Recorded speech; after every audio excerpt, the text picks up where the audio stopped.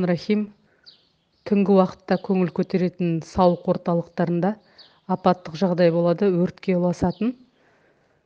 Сондай-ақ сауда қызып, саудагерлер көбеймек, сауда алаңдары кеңейіп деген ақпарат алынды. Ойдың ұшқырлығы, қазаққа тән қабілет, жеген ішкен тамағыңа абай бол деген ескерту түсті. Сондай-ақ алдағы шілде айында адам бойындағы барлық қуаттардың теңелетін кезі, көп қимыл әрекет арқылы қара қуаттан тез тазаруға мүмкіндік бар. Яғни бұл кезең жазғы күн мен түннің теңелуінен кейін болатын құбылыс екен. Сондай-ақ жазғы уақытта көпшілік ашық-шашық киім киіп тығыз араласқандықтан иістер бір-біріне тез тарап, түрлі әдеттер де тез жұғып, әбігерге түсу, сырттан келген ойды өз ойындай қабылдау жағдайлары көп болады деген ақпарат алынды. Көріністе 2 жас шамасындағы кішкентай нәресте қыз бала мойны қатпаған, басы арлы-берлі былқ-сылқ етіп тұрды. Бір кісі телке жағынан демеп көтеріп алған екен. Қалжа демеуден деп келді. Тезөкшілер өмірден уаз кешеді. Жемқорлардың саудасы бітті.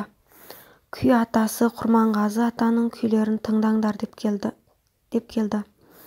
Зікірде көрген және ойлаған істер өзіңе берілген тапсырмалар екен. Бисмиллахиррахманиррахим. Күлтегін ата келді. Шұбырған қалың қол көрінді.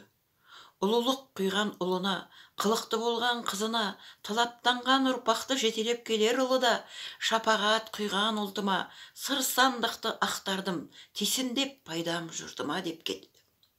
Бір кезде шалқи жырау келді. Құрбы менен құрдастың қылығына қомсынған, заман келер қарағым, семсер қылыш сыйладым, жолыңа торсық, жанына торсық байлаған, дәурен өткен бабаңмын, тынысыңды кеңге сап, ойпатты жерден нәр алғын, сала құлаш тілдері қатын менен қалашты, тәртіпке салсын деп қададым. Бота тірсек мұзбалақ, қыранға біткен қиялы, ауырлық салмай, тездетіп жұртыма жеткіз шырағым деді. Тау жотасы көрінді. Бір уақытта тура жотадан төмен нұр, төмен ойпатқа қарай нұр төмен түсіп тұрды. Астанадағы Ақжолтайға соғып батасын алғын деді. Кимешектің киесі бар. Әйел заттары кимешек кисін деді. Арыстанның айбатын, жолбарыстың қайратымен, мен жастарға сенемін деп Мұқағали ата келді. Қалам ұшымен мұрнынан белгі салды, дем салды. Сәйгүліктің тынысын сыйладым деді. Алталашты жұртыма танымал болдым не пайда, ел жұртыма пайдам жоқ, естен кетсең жоқ барда, тынысыңа дем салдым, талаптының бір деп, пайдаң тисін халқыма деп кетті. Астанада ұзамай үлкен отырыс болады. Садақа салынсын деді жан жақтан. Жетегінде бір бесісі бар, ата келді. Биесі бар ма, бесісі бар ма, бір үлкен несі бар, ата келді. Бұл не деп сұрап едім, құрбан айтқа шалынуға тиісті жылқы деді. Зікірді жеткіз деді, зікірді үнемі тыңдаңдар деді. Бойдағы зікір арқылы бойдағы қаралықтан құтылады дейді халық. Армысыздар. Бүгін зікір ақпаратта ер адам 2 қолын көрсетті, 3 кісен қатарынан салынып жатты. Елге опасыз болған адам екен, жақын арада ұсталынатын көрінеді. Одан кейін көрсетте 97-98 ояну дүр сілкіну кезеңі қайталанып жатыр. Қыспақ қысуда деп келді. Одан кейін ер адам артынан кетіп бара жатты, сүйретіп кетіп бара жатқаны темір жедел саты секілді болды. Жақындап келіп қарағанда бұрынғы викингтердің түрін көрсетті. Ол сүйреткені адам таситын жедел сүйретпе екен. Осы елде адам шығыны болар деп түсіндім. Одан кейінгі көріністер құмды далада керуен кетіп бара жатты. Бір қарағанда сағым болып айналды. Одан кейін биік теңіз толқындары жағаға соғып жатқанын көрсетті. Одан кейін көрсетте тылсым есіктері ашылуда деп келді.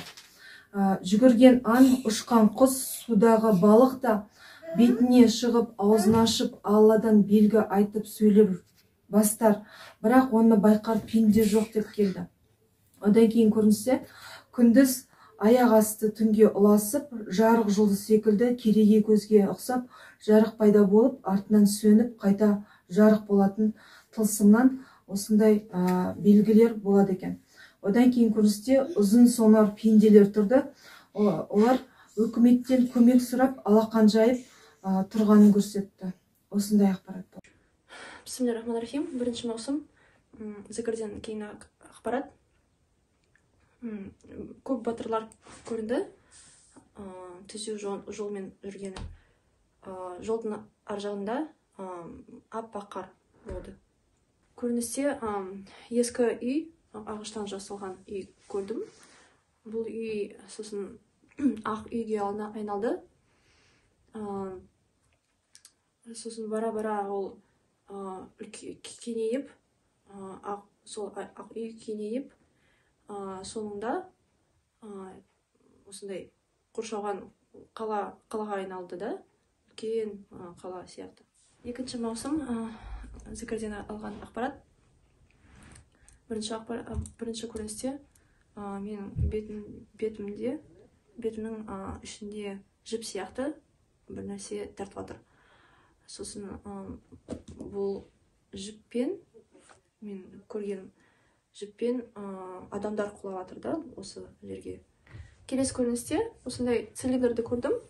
Төмен жақта ағаштар сияқты сызықтар ма?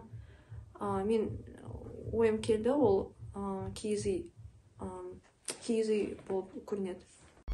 Шапраштаты қолдау салып халқыма жақсы жаңалықтар легі толастамай жетер. Сен босаспа ұрпақ, алда көп шайқас бар. Туымды көтердім. Елорда төрінде құрылтай жиналысы болуда. Бейхандар, абыз жыраулар, батыр көсемдер, халық қамын жеген байлар жиылып, үлкен өзгеріс күтуде. Алладан түсіп жарлық, елдің саясаты мен экономикасына өзгеріс енеді. Парламент сенаттары дені дұрыс шешім қабылдай, оң өзгеріс кіргізеді атазаңға. Қазіргі заң адамды қанауға, мәңгүрттікке байлап, ой жорушылар ойдан құрап халықты тоздырған. Есепке алынбас демесін. Уақыты келеді, әр әріпке жауап береді. Дәурені бітті бұл заңның. Ата тегіне жалғанғандар ел басқара бастайды. Жаппай хатым түсірудің пайдасы. Қара күш жеңілуде. Көрініс. Шекара сыртында үлкен болып, жындар іблес қазақ жеріне қарап тұрды. Қыз-теке бір жыныстылар иесі деп білдірді. Олардың түрінде шарасыздық болды. Қазақ жеріне, халқына ақпалымыз жүрмейді деген түрін көрсетті. Бисмиллахиррахманиррахим. Бір таудың тасында бір үңгір бар екен. Үңгірдің қақпағы дөңгелек. Сосын оның құлпы бар екен.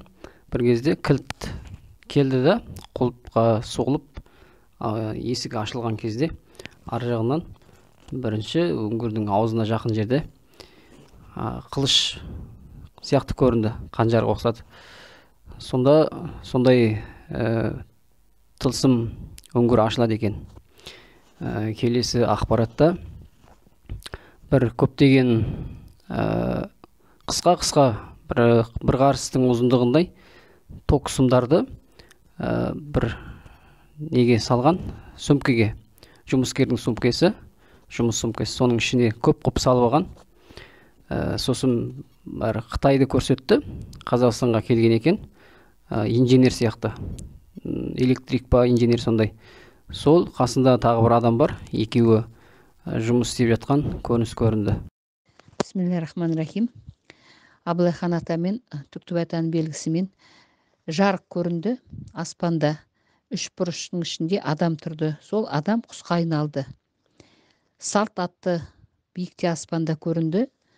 Сосын басқа әлемге енгенін көрсетті. Ата жолының арқасында қазақ елі басқа ел алдында беделі көтеріледі деп түсті. Қайырлы кеш, Баябай ата ордасында зікірде маған әйел адамның жатысын көрсетті. Кішкентай сәбидің жаратылып келе жатқанын, ол қазіргі балалардың бұл дүниеге шықпай жатса дағы ризашылық еместігін сездірді. Аса қамқор ерекше мейірімді Алланың атымен бастаймын. Ордаға Лұқман хакім келді, сәлдесімен орданы аластады, қаралық сылап түсірді. Елімізде қазіргі таңда қаншама қарт адамдар өмір сүріп жатыр. Әркімнің тұрмыс деңгейі де әртүрлі. Бір қария бар, ұйқысы тыныш, ғибадатын орындап Аллаға жақын болып жүр. Бір қария бар, алдында жейтін асының алуан түрі бар, бірақ ұйқы жоқ, ұйқылеп дөңбекши береді. Кедей қария қайткенде де жасына қарай еңбек етеді, саусағы қимылдайды. Шаршап, Аллаға шүкір етіп, бар тамағына қанағат етіп, терең ұйқыға кетеді. Кедейлігін уайымдамайды. Ал бай қария қолын қимылдатпайды. Неше түрлі ішкен дәмді тамағын қорыта алмай, жаны қиналады. Алла жомарт, бәр адамның өзінің іс-әрекетіне байланысты. Мынау онсызда қысқарып жатқан уақыттың қадіріне жетесің бе? Ертең мәңгілік өкініште қалмайсың ба? Адамның нәпсісі тойымсыз. Нәпсімен сыналасың, оны жеңу оңай емес. Тамақпен, ұйқымен, күлкімен, билікпен, рахатпен сыналасың. Өзіңнің талқаның таусылып, қара жердің құшағына кіргенше қу жаныңда рахат болмауы тиіс. Яғни бір сөзбен айтқанда ақирет дайындығын жасауың керек. Шамаңа қарай бір жақсылықты жасап, жүрегің содан рахаттанса, сенің күніңнің босқа өтпегені, ақыл есің орнында болса, ертең күніңнен қорқ. Өліп, тек қана топырақ болып кетпейсің ғой, деп кетті Лұқман хакім. Алған Сарқытжан Әділханқызы. Бисмиллахир-рахманир-рахим. Жоғары вольтты бағандарда апаттық жағдайлар болуы мүмкін. Сондай-ақ қойдың тоқ ішегі еркектердің қуығына ем қайнатып жиі жесе оңалыс болады деген ақпарат алынды. Сондай-ақ ғарышлық қуаттардың белге енуі болады. Сол себептен бел аурулары қозуы ықтимал. Желік белгіге салынатындар көбейеді деген ақпарат алынды. Сондай-ақ аспан денелерінің қуаттанып өзгерістерге ұшырауына байланысты ақ пен қара қуаттар теңеліп, кей адамдарда созылмалы дерттердің оянуы болады. Кей адамдар керісінше тез жазылады деген ақпарат алынды. Сондай-ақ қателікке ұрынушыларда көбейеді деген хабар келді. Ұлттық киім кең тарап, оған қызығушылық танытатындарда күн сайын өсе бермек, көбейе бермек деген ақпарат алынды. Аса қамқор ерекше мейірімді Алланың атымен бастаймын. Сарбаби бабаның белгісімен бүгінгі азанғы таңғы зікірдегі ақпараттан Мозамбик мемлекетінде 38 адамның шығынымен жарылыс болады деп ескерту келді. Россия мемлекетінде шіркеуді көрсетті. Онан кейін мұсылман мемлекеті бар еді ғой. Шешендер соларды көрсетті. Араларында түсінбеушілік қақтығыстар болады деген ескерту келді. Ақтау аймағында мұнайдан жасырын алып сатарлықпен айналысқандар ұсталады деген ақпарат келді. Кешкі зікірде 3 ананың қолдауымен көрме ұқсатып, қолдан жасалынған бұйымдарды текемет, сырмақ, тұскиіз, көрпеше, тәукеле, тұмарша, кілемшелерді көрмеге көрсетіп, ата жолының еңбегін, ата жолының дәстүрін, нен үйренгенін, осы жолдың бағыт бағдарын көрсетуінен осы тірліктерді бастап қолға алғанын айту жөнінде ақпараттық бөлімнен оңдылық ақпарат салдық. Соны ақпарат жөнінде халыққа жеткізуді қолға алыңдар деді. Қырғызстаннан келген әженің қолдауымен қырғыздың сырмағын бұрылға сырмақ тоқып, соны қолға алып, Алматыда Сауырық Батыр баба ордасында қолөнерді қолға алуды тапсырды. Зікірге Жамбыл ата келді, шашу шашты. Мырзалығын танытқан, талай жұртты ағылтқан, ата жолы, бақ жолы, жақсылық пен игілік, дәстүр салтын нықтаған, жан сарайға нұр түсті. Бір жолын жаза алмай қалдым енді. Сосын кеңсірікке бүгінгі зікірде дем түсті. Сосын ғылым мектебінде әдет пен әдеп деген тақырыпты қозғаңдар деп тапсырма берді. Жалбыз шөбінің қасиетін меңгеріңдер дейді. Жалбыз шөбінің қасиетін сол ғылым мектебінде меңгеріңдер деді. Шипагерлік ілімді нықтаңдар деді. Салтанат деді, білмем қай топтағы салтанат екенін, салтанат ескертілсін дейді, салтанатқа ескертілсін. 2 ай ішінде ата жолының тобына жетсін деді. Ата жолдың абыройы асқақтайды. Ұлту ғылыми мектепте дейді, сабаққа қатысып, білімін ғылыммен ұштастырсын деген тапсырма берілді. Өйткені ол кісінің бойында мына шөпке байланысты білім бар көрінеді.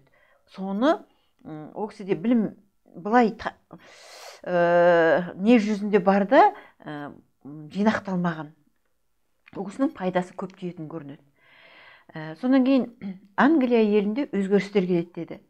Жамбыл ата жас балаларға қызылша ауру белең алады. Дәрі емес дейді, шөппен ем қонады дейді балаларға. Адыраспанды суға езіп дейді, бақтырып, үлкендеулерін ішкізуге де болады дейді, тамшылатып. Немесе дейді, жағуға да болады дейді. Шапрашты елінде үлкен өзгеріс болады дейді. Тұлпар тынысты азаматтар легі жолға шығады, ата жолға келеді деді. Бөрткен мына ғарыштық энергияның бізге жетуіне байланысты көп адамдар оны қорталмайды дейді.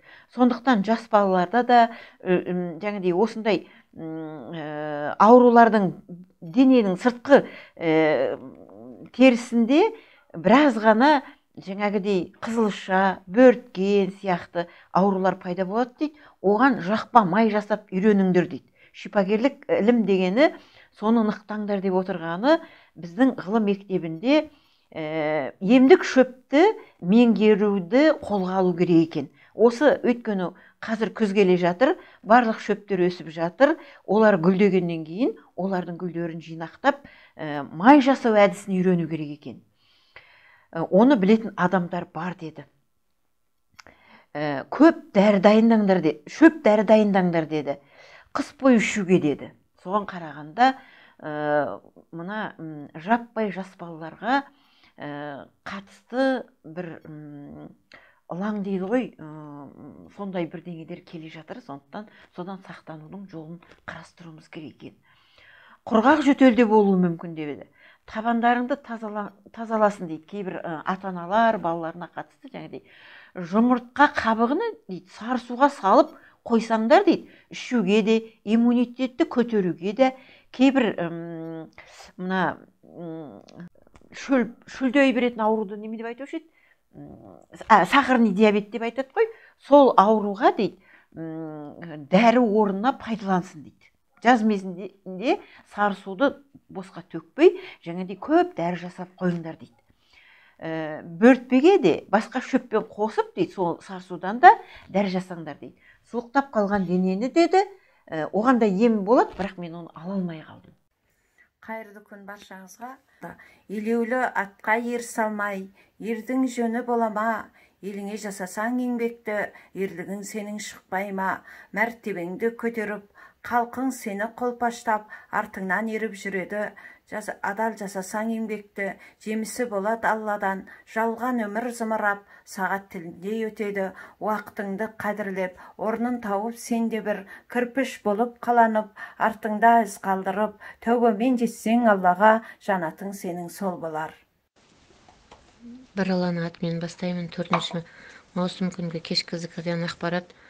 Ордаға Қабанбай ата, аға ата Жалаңтөс Бахадыр баба келіп қолдау салды. Зікір үні жоғары көтерілгенді және тазалағанды көрсетті. Ана үлкен карусель секілді болып көрінді де, сол айналып тұрып, жоғары қарай көтеріле берді нұр. Тағы бір көріністе пешті көрсетті. Пеште қып-қызыл болып от жанып тұрды. Оттан нан пісіп тұрғанын көрсетті. Сол жерде пештің үстінен бір жол түскен секілді жылжып бара жатқан тағы бір затты көрсетті. анықтап қарағанда пойыз вагондар енді вагонның саны ұзындығы таусылатын емес. Әр жерден вагонның несінен жоғарғы жағынан жарық нұрлар төбесінде көрініп тұрды. Және де сол пойызда жаңадан көліктер тиеп алған сондай көрініс болды. Тағы да бір ақпарат келді, Иманғали Тасмағамбетовтің сынағы тұр деген. Бисмиллахиррахманиррахим. Бүгін зікірде көрген көрініс, зікір оқып жатқан кезімде ортасына қарай көрініс басталды.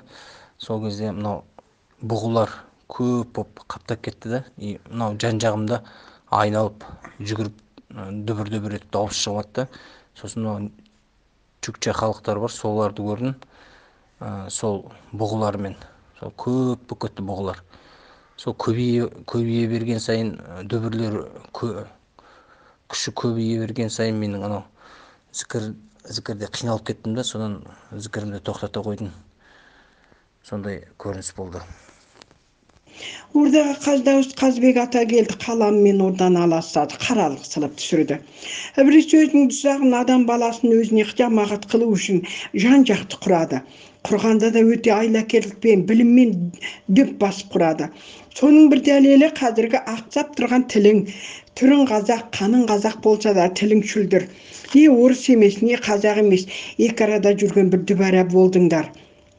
Балан қазақ мектебінде оқыса да тілде мүгедек, астарлы сөзді қойып күнделікті қатынас тілін білмейді. Өйткені оны тапқан анасы мен баққан әке кінәлі. Тілге қатты құрмет етсе, баласына қайтсе де жеткізер еді. 7-8 жасар бала бір кезде Төле биде атасына сөзін өткізіп сөзден жығып кетіп еді. Төле би атаң да сен кім едің демей әділ сөзге тоқтаған. Біз кезінде әрбір ауыздан шыққан сөзге мән беріп, аңысын аңдып отыратынбыз. Қарулардың ең күштісі де сөз. Қазақ бүгін осы жағынан оңбай таяқ жеп жатыр. Сөз сүйектен өтеді, таяқ еттен өтеді демей ме атаң қазақ? Бүгінгі қазақ сүйегінен сөз өтіп жатса да маңқ етпейді. Өйткені оның сүйегі сөз өтуге де келмейтін шіріген сүйек. Бізді мазалайтын ең бір сары уайым да осы болып тұр, деп кетті Қаздауысты Қазбек ата. Алған Сарқытжан Әділханқызы.